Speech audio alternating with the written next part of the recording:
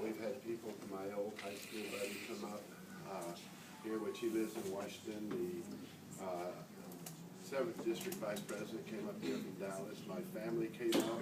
This is the first time that my Southern family has really met my Northwest family. And I'm extremely happy about that. And can you hear me? Yes. Yes. I'll say this again.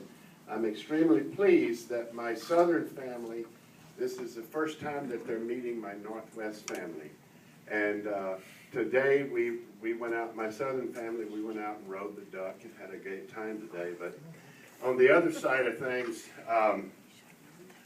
Larry Watts, a dear friend of mine, he's gone now, he had mentioned a story. He's from Georgia. And John tells a joke. no, this is real. This is real. Larry's from Georgia, and he invites me to go out on Lake Washington to go fishing on his boat. Now, for those of you who do not know what a downrigger is, it's a device you can put on your boat to take your bait down to where the fish are. Well, Larry, being his boat, put his lure in the sweet spot, put me up high. So the chances of me getting a fish were pretty remote, but nevertheless, he nails a fish, pulls it in, puts it in the cooler, gets his pole set up back again, and this time his pole goes off, and so I go to get it, and he pushes me out of the way and says, "That's my pole." And I said, "Nobody owns a pole on a boat. You know, you catch a fish, I catch a fish." Well, he insisted on catching it, and he did catch it. But at that time, the regulations was you could fish from daylight till noon, and then the Native Americans could fish from noon till dark. And the game wardens were patrolling, and I noticed a game warden there. So I told Larry that, "Larry, you cannot keep the fish that you've got," because they were wild fish. They had the adipose fin on them. And he said, "Well, what do you do?" I said, "Well, the game warden's right there. Put these fish back in the water." Well, the first fish he caught just floated up on his belly. And the second one he caught was healthy enough that it swam off. And so I told him, I said, "Look, I'm going to put a hook with a weight on it and sink it, because the game warden's coming." And I said, "Man, they confiscate your boat. They take your truck, your first kids, everything." And so Larry's really concerned, but the fish does come back alive. I told him to squeeze that fish and pump the air into its body, get it going, and he did. And it actually resigned. It actually started breathing again, swam off. So now he goes in. I'm driving back to Olympia. Larry calls me, and he's just irate with me, and he says, "We could have kept those fish because we were in Lake Washington." And I told him, "I knew that, but you wasn't going to let me catch it." But I would like to take this moment to thank everybody for coming, and I do want to say this.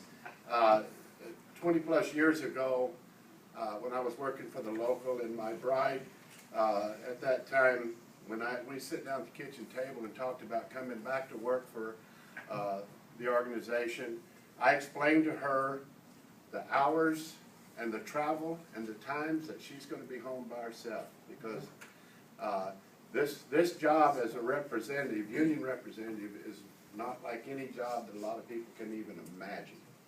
The anxiety, the times you're by yourself, the aggravation. I was asked one time if we could put together a job description for a union representative, and the best thing I had was, it's like working at Sears the day after Christmas. Because that's all you hear is bitching. And that's true. For those of you who do it, realize that. But I asked my wife for support. She agreed to support me through thick and thin. She has lived up to that. And I love you for that, honey. You've been there for me, and she's been there for me very, very much. Going back to my brother and my dad, as Roland mentioned earlier, my dad was a president of his union. And when he retired, I went down to his retirement, and our mother had passed away shortly before that. And I went back, and was telling everybody, I had got my dad's hooks and had them chrome plated and mounted so he could put them on the wall, and was telling everybody that there's a high point in a man's life and then there's a low point in a man's life. And the high point was when I asked my daddy to help me be a lineman like him. And the low point in his life was they thought they was going to talk about my mother, but it was my brother asking him to be a narrowback.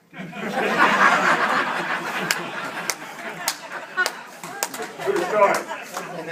But during our campaigns, as it worked out, 9 years ago, I was running, and my brother was running for president of his local, and our dad, we'd call and talk to each other about, boy, our dad's watching us. You know, he's so proud of us, and things like that. And anyway, as it turned out, Roland's election, it ended up in a tie, and whatever their rules were, his election was pushed back, and it just happened to be the same day as our election. And Roland won his election. I won my election. I go home, and there's a letter in the mailbox, and there's a picture of my dad taking his obligation as president of his local. And I called him, of course, we cried together and everything, but it was true. In terms of our accomplishments that we've done, it absolutely could not have been done without the team that I've had. You could not ask for a better team to go out and take care of business. They're no-nonsense reps. They get with the program. They do what they're supposed to do. I do not micromanage, because I trust them, and they've never let me down. And so, having said that, Kelly and the clerical staff, we're all a big team. Now, Lou Walters is going to do a fine job because he's keeping the team. Lou may, but may not, but the team's going to carry it. But getting back to my brother was my hero, and has always been my hero, and he's always been supportive of me, and I cannot begin to tell you how much I love my brother for everything he's done for our family. He was the first one to go to college. He's done a lot of firsts for his career too. He's raised a family. He's made sure that they have everything that they were provided for, and he's brought them up here to visit with me. Like I said, this is the first time in a long time I've had all of my family together, and it's absolutely unbelievable. But this local's going to live. This local's going to continue to grow. We're at a low spot in our history, but I believe that the pendulum is going to start swinging the other way. People are going to get tired of being told what to do. And right now, everybody's afraid because of the market. They're afraid to say anything back because they're afraid they're going to lose their job. But at some point in time, they're going to say enough's enough. I learned today, and I did not know this, but in Seattle had the first labor strike in history. And whether that's true or not, that's what we were told, but I was surprised to hear that. And anyhow, I do want to thank Vice President Mike Mallory for coming, Pat Lavin, IEC, and Rick Height for coming, and of course each and every one of you. I really do appreciate you coming. And there's Gary Tushy. Gary Tushy is one of our biggest employers that we have here. So welcome, Gary. So anyhow. I am going to take you up on your fishing trip, you promised, so we'll get together. Once again, thank everybody for coming. I really appreciate it, and have a drink, have a good time, and socialize, and be safe going home. Okay? Thank you. Bye-bye.